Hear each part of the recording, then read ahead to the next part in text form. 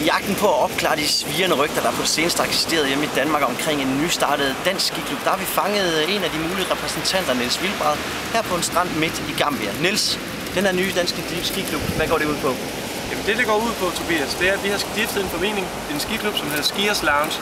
Det er Danmarks billigste skiklub, og den skal ses som et opgør mod de etablerede skiklubber, som et opgør mod rulleski, og som et opgør mod pissekolde ture til de norske fjelde. Hvis man vil være medlem af den her skiklub, eller bare har lyst til at læse mere, hvad gør man så?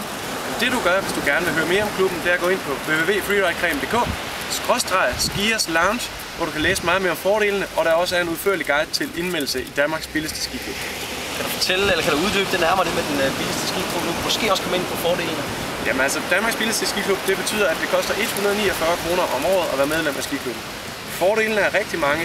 Der er nogle klassiske fordele som Piston Power abonnement, bare rabat på vores stambar Tjener Nok i Aarhus, og et par deluxe falkestrømper på Jeppe i Surfline.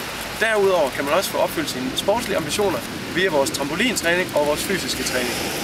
De her sportslige ambitioner, er det fordi, I har nogle elitære mål, når I nu er en nystartet dansk skiklub?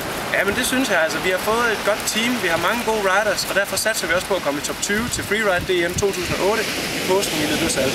Og det er faktisk sjovt at sige det, for det er også en af grundene til, at jeg befinder mig her i Gambia. Jeg er nemlig på det, man kalder scouting efter en ny skiløber. Det skal være skisportens Tiger Woods, og ham finder jeg her i Gambia.